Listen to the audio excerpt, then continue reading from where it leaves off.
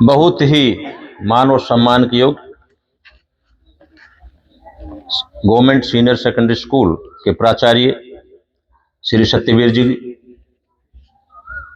मंच के अध्यक्ष श्री राम सिंह जी, गांव के पूर्व सरपंच श्री बनवारी लाल जी, उपस्थित सभी महानुभाव, माताओं, बहनों, प्राध्यापकगण और प्रिय विद्यार्थियों, मैं कॉलेज का प्रिंसिपल हूं और मुझे मौका मिला है आज स्कूल में आने का। बहुत कम मौके मिलते हैं स्कूल में। लगभग 40 साल से मैं हायर एजुकेशन में रहा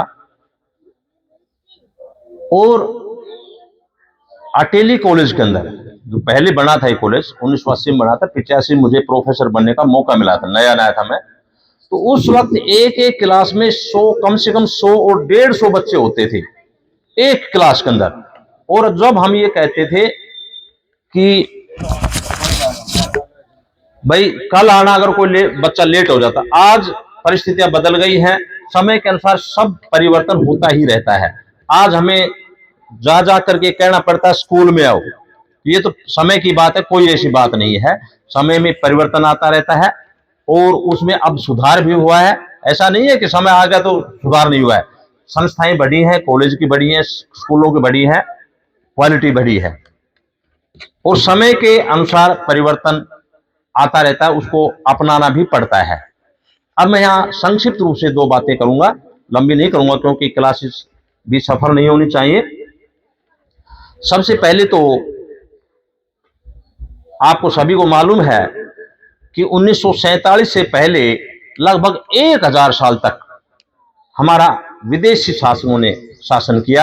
800 साल तक मुगलों ने और 200 साल तक अंग्रेजों ने। तो आप कल्पना नहीं कर सकते कि हमारी स्थिति क्या रही होगी, हमारी माताएं बहनें किस हालात के अंदर रही होंगी। आज जो ये घूंघट की प्रथा है, ये आज की नहीं है, ये मुगलों के जमाने के है, जब अच्छी अच्छी औरतों को, बहनों को उठा ले जाते थे अच्छी शक्ल देख करके। तो उस वक्त सभी ने कर दिया था कि जो है ना, पर्दा प्रथा डालो और छोटी उम्र में शादी कर दो ताकि इनका कोई गलत काम ना कर सके मुसलमान। ये प्रथा आज भी चल रही है। तो कुछ अच्छी बातें हैं, उनको अपनाना है और पुरानी बातों को हमने छोड़ देना भी है। यहां सबसे पहले मैं बच्चों से पूछना चाहता हूं, क्योंकि मैं आता हूं तो यहां देखता हूं छोटे छोटे बच्चे हैं और मैं तो बड़े बच्चों में रहा हूं, तो उनको आसानी से हम खुल करके बातें कर सकते हैं। लेकिन यहाँ छोटे बच्चे भी हैं, कुछ पता चला कि भी +2 के बच्चे भी हैं, तो दोनों का ही सामान्य रूप से मैं जनरल बातें करूंगा, छोटे बच्चों को देख करके भी। और ये प्रिय विद्यार्थियों, सबसे पहले मैं पूछना चाहता हूं कि आप यहां अब सारे ऊनी कपड़ों में क्यों नहीं आ रहे? बताइए आप। अभी गर्मी के अंदर आपने कोट या पैंट या अन्य ऊनी कपड़ा क्यों नहीं पहन रखा? बताओ, कोई बता सकता है? बताओ भाई, आप सूती कपड़ों में या उसमें, बताओ। हाँ, यही हो ना। और सर्दी आएगी तो आप जो है ऐसा नहीं पहनोगे। मैं यही समझाना चाहता हूं ना आपको कि समय के अंदर बदलाव है तो उसको बदलाव के अनुसार अडॉप्ट करना है, न कि आप गर्मियों में कोट पहनो और सर्दियों में जो है ना कोट छोड़ दो। ऐसा नहीं है, आपने समय के अनुसार बदलाव करना है।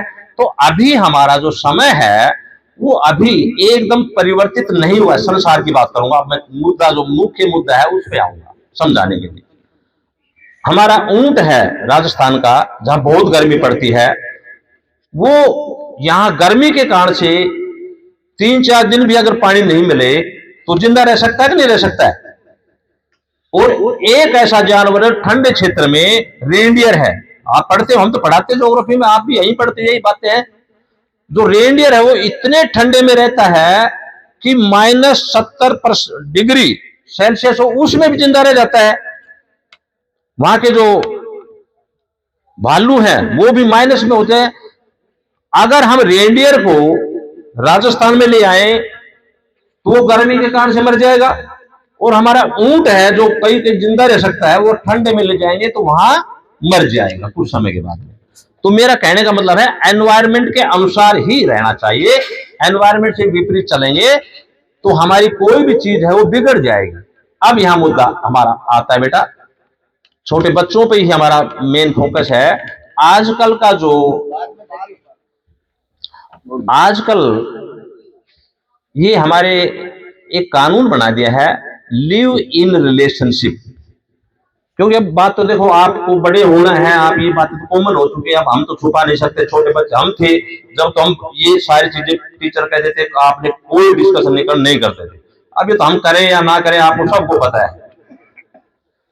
तो आपने अभी हमारा इतना परिवर्तन नहीं आया है कि आप उस कानून जो आपको दिया है उसको फॉलो करें, क्योंकि हमारा आपका समय नहीं आया। समय आएगा लेकिन कम से कम 30 साल कम से कम लगेंगे जिसको अडॉप्ट करने में। जो बिगड़ जाएगा जब दोबारा इसी परिस्थिति पे आएंगे। अब मैं 2 एग्जांपल दूंगा समझाने के लिए आपको कि अमेरिका या यूरोपियन कंट्रीज में जो रूल है लिव इन रिलेशनशिप का, ये आज से नहीं है, बहुत पहले से। और हमारे इंडिया तो आजाद हुआ है। हमारे संस्कार कैसे हैं? हमारे संस्कार है माँ बाप का कहना मानना, एक बार शादी होगी तो उसी घर के अपने बच्चों को पालना, माँ और बाप दोनों पालते हैं और लास्ट तक उसका समर्थन करते रहते हैं। मेरा बच्चा ये बढ़ जाए, ये पढ़ दूं, मैं पैसे लगा दूं, शादी बढ़िया कर दूं, यही तो है हमारा। और आज भी कोई बदलाव नहीं आया, क्योंकि उनके सपोर्ट के बगैर हम आगे बढ़ नहीं सकते। इसलिए आज भी आपने गांव के अंदर या छोटे शहर हैं उसमें हमने अगर उल्टा काम कर लिया तो बिगड़ जाएंगे। इसलिए लिव इन रिलेशन का या वहां का कारण क्या है, वहां तो टेक्नोलॉजी में बहुत एडवांस रहे हैं।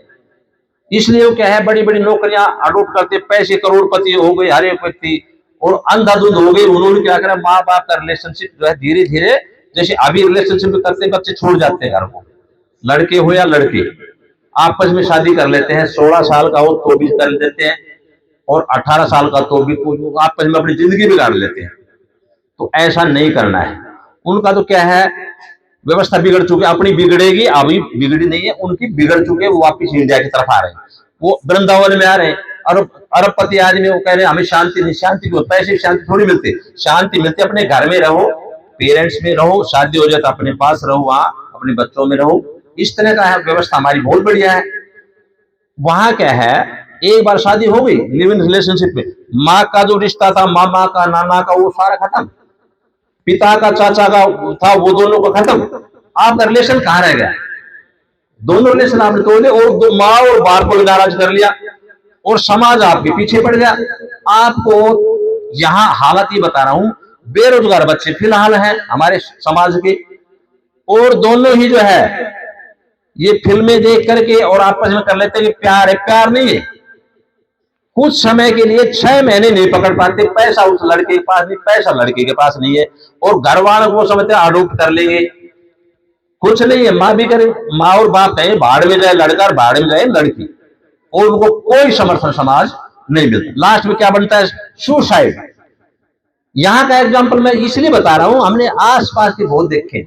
मैं अटेली का एग्जाम्पल दे रहा हूं, मैं नाम नहीं बताऊंगा किसी को। कितने दुनिया भर के कॉलेज से बच्ची है, वो साथ चली गई उसके फलाने के, थोड़े दिनों में देखा माँ बाप का, मैं माँ को नहीं जानती, माँ बाप को नहीं जानती, तो किसको जानती है?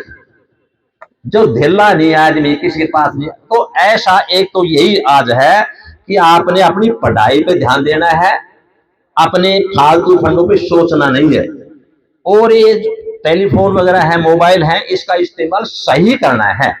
मिसयूज 24 घंटे आप उसका इस्तेमाल नहीं करना है। जब आपने पढ़ाई की जरूरत हो तो उसका भी फालतू चीजों को छोड़ दो, आपने पढ़ाई का जहां यूज हो उसको इस्तेमाल करो। अगर गलत करोगे तो आप गलत राह में जाएंगे। हमारा पर्पज जो आने का यहाँ का सभी का यही है कि बच्चों को ये बताइए, अगर हमें पता है कि ये कुआं है और उसमें मुंडेर नहीं है, और बच्चा गलती से जाते जाते बिना मुंडेर के पड़ जाए, तो हम ये कहेंगे बेटा यहाँ बच के जाना है, कुआं है। या कोई जोड़ हो और जोड़ में समझे ऊंची ऊंची दीवार नहीं, हम कहेंगे बेटा यहाँ बचना, गलती से कोई आंख मूंद के बच्चा पड़ जाओगे। तो हमारे पर्पज ये, अगर कोई पड़ेगा और मरेगा तो न हमारी जिम्मेदारी न और किसी की जिम्मेदारी, आपकी है। आप मर जाओगे तो मर जाओगे, समाज का कोई लेना देना नहीं। आज मेरी बातें सुन लो, क्योंकि मेरा तजुर्बा शुरू से आप जैसे आप की तरह से हम स्कूल में बैठते थे, और ये टीचर हैं, ये सारे टीचर हैं, ये आज हम टीचर बन रहे हैं, कोई अंतर नहीं है। बुजुर्गों का कहना मानो, माताओं का, बहनों का, माँ बाप का कहना मान लो, वो आपको सही बताओ, उनका तजुर्बा है जिंदगी का। और आप समझते हो आप ज्ञानी हो गए, अरे 2 अक्षर तो पढ़ लिया, आपको तजुर्बा, उन्होंने कितनी मेहनत करी, आपको पढ़ाया है, लिखाया है, और आप उनकी बातें अवॉइड कर देते हो। बुजुर्गों को कहानी नहीं मानते कोई बच्चे, समझते हैं तुम ज्यादा आखिर पढ़ लिया। आखिर पढ़ना नहीं, तजुर्बा अलग चीज है। आज मैं दोबारा से कंक्लूजन देना चाहता हूं, क्योंकि मेरा तजुर्बा छोटे बच्चों के साथ भी है, बड़ों के साथ भी है, और समाज में भी है, मैं कोई अलग से नहीं हूं। सारे बच्चे पढ़ करके मैं आज भी जो रिटायरमेंट गवर्नमेंट कॉलेज से हुआ हूं, लेकिन अभी भी मैं यदुवंशी से जुड़ा हुआ हूं। मैं लगातार 3 साल तो मैं रेगुलर रहा ही हूँ प्रिंसिपल, और अभी भी मैंने कहा भाई उम्र के हिसाब से अब मैं जो है लगातार नहीं बैठ सकता, तो मैं 2 घंटे महेंद्रगढ़ कॉलेज में जाता हूँ और 2 घंटे अपनी इच्छा से जाता हूँ, ताकि बच्चों को भी समाज का अपना कंट्रीब्यूशन वो दूं। मैं अपनी अच्छी अच्छी बातें बनाऊं, मानने तो बहुत बढ़िया, नहीं माने तो हमारा क्या लेंगे। सारे बुजुर्ग बैठे हैं, सारे सरपंच साहब बैठे, सारी टीम बैठी, हमारा पर्पज ये है गांव गांव के अंदर जाकर के अपने बच्चों को सही समझ, लगभग हमने 16-17 हजार बच्चों को यहाँ समाज के अंदर अपना अवेयरनेस दिया है, और जो बच्चे अवेयरनेस के अनुसार मानते हैं आगे बढ़ जाएंगे, नहीं मानेंगे तो भाई कुआं झोड़ की बात है, और सुसाइड के बाद कोई रास्ता नहीं है। फिलहाल बेटा आपने यूएसए का पैटर्न नहीं लेना है, क्योंकि वो तो बहुत एडवांस कंट्री है, और उनके पास जो है बहुत ज्यादा पैसा है, और उनकी तो मजबूरी है, क्योंकि पैटर्न ऐसा बनेगा, माँ बाप का साथ नहीं। जब तक वो बच्चा 16 साल है, 17 साल का होगा, तो माँ बाप की 3-4 शादियां हो जाती है, ये नहीं पता है बच्चा जो को 3-4 बच्चे अलग अलग माँ बाप के, वो मिलाने के लिए मेला लगाते हैं, भाई ये उसका लड़का है, ये उसका, जाओ बच्चों बताओ बताओ क्या संस्कार रहेगा। तो हमारा ये नहीं है, हमारे जो माँ बाप है उनके कहना मानो, और अपने संस्कार जो पुराने चले हुए हैं, बहुत पुराने समय संस्कार है, वही अच्छे हैं, उनको अडॉप्ट करो और गलत काम ना करो। परिवार का समर्थन के बगैर आपका गुजारा नहीं होगा। अब यहां जो है कानून ने, सुप्रीम कोर्ट ने बढ़ा दिया है, तो आप जिम्मेदार हो। आपका मैं कंक्लूजन बता देता, सुझाव मेरा ये है कि अभी तक शहरों, छोटे शहर और गांव में जो लिविंग रिलेशनशिप का है वो सबसे खतरनाक है। हमारी कल्चर चेंज नहीं हुई है, उसको नहीं अपना। बड़े शहरों की अलग बात है, वो तो भाई पढ़ लिख के लग गए, 1-1, 2-2, 5-5 लाख बच्चे ले रहे हैं, वो अपनी मर्जी से कैसे रहे हो। जब आपकी पावर हो, आप भी हो जाना कोई बात हो तो, पर अभी आपके पास दम नहीं है, माँ बाप के बगैर गुजारा नहीं होगा। उनका साथ छोड़ दिया, आपका दुनिया में कोई नहीं होगा, और दुनिया में है भी नहीं, बहुत ज्यादा है। अब जो है युवाओं को केवल आधुनिकता दिखाने के लिए नहीं, बल्कि पूरी जिम्मेवारी और परिणाम को देखकर ही कोई निर्णय लेना है। अब निर्णय आपने लेना है, गलत लोगे तो फंस जाओगे, अच्छा लोगे तो आप बढ़ जाओगे। कंक्लूजन मेरा ये है लास्ट बेटा, आप अपनी इस समय के अनुसार पढ़ाई करो, पढ़ाई ही काम आएगी। सारी जिंदगी मैंने देखा है, पढ़ा है वो आगे बढ़ गया, नहीं तो इधर उधर घूम फिर के थोड़े बहुत दिनों में आपको फिर ये जमींदारा पकड़ना पड़ेगा, पसीना आएगा, पसीना में काम कर नहीं सकते। तो अभी से पढ़ाई कर लो, अब सोचे ज्यादा है पहले से। कोई कोर्स कर लो, जैसे मालूम है ना, +2 के बाद में भी नौकरियां हैं, उसमें अच्छा दाखिला ले लो। मैट्रिक के बाद में है ITI वगैरह, जो बच्चा जैसे नॉलेज है और ज्यादा क्वालिफाइड बढ़िया है, वो कॉलेज में चला जाए, प्रोफेसर बन जाएगा, मास्टर बन जाएगा। लेकिन बगैर ज्ञान के अब कोई जमाना नहीं बचा, ये बता दिया है। अगर आप में नॉलेज नहीं, कोई सिफारिश नहीं है, सारा टेस्ट होता है। अब मैं आपको एक उदाहरण दे दूं आपका, कि आप में कितना ज्ञान भरा हुआ है। रोज आता है, हम यूनिवर्सिटी में टॉपर हो गए, फलाने हो गए। अभी हरियाणा के अंदर 163 मैथमेटिक्स की लेक्चरर की डिमांड थी, और उसमें मिनिमम बच्चे नहीं मिले, तो मैं बोला जी उस बच्चे का हम इंटरव्यू कर लेंगे जो 3500 में से 35% टेस्ट में पास कर लेगा, उसको प्रोफेसर बना देंगे। ये अभी ताजा ही बात है, 1 महीना भी नहीं हुआ, रिजल्ट आया। 17 बच्चे पास हुए, और बाकी जो है ना सीट खाली रह गई। तो ये मैं आपको क्वालिटी बता रहा हूं, अपनी क्वालिटी सुधारो। क्वालिटी जिस दिन सुधार दोगे, आपको कोई रोकने वाला नहीं है, कोई भी फील्ड हो। मैं देख रहा हूं ना नई नई चीजों को, इसलिए अपने क्वालिटी को सुधारो, अपने मेंटेन करो, एजुकेशन को सुधारो। ऐसा नहीं है कि भाई ये दुनिया बहुत ज्यादा है तो हमें कहा नंबर में, ऐसा भी सोच रहे हो बैठ जाओ। आपने सोचना कि मैं अकेला हूं, आगे बढ़ूंगा, वो ही बढ़ता है। तो अपने आप को कॉन्फिडेंस के साथ रखो, मजबूत रखो, आप किसी से कम नहीं है। सारे जो टीचर बैठे, हम सारे सरकारी स्कूलों में पढ़ते थे, अब प्राइवेट खुल गए तो कोई अलग बात थोड़ी है। अब जो है आप मेहनत करो, आप भी निकल जाओ, ठीक है। ये मैं लास्ट में ये कर दूं, धन्यवाद, बहुत बहुत धन्यवाद। धन्यवाद।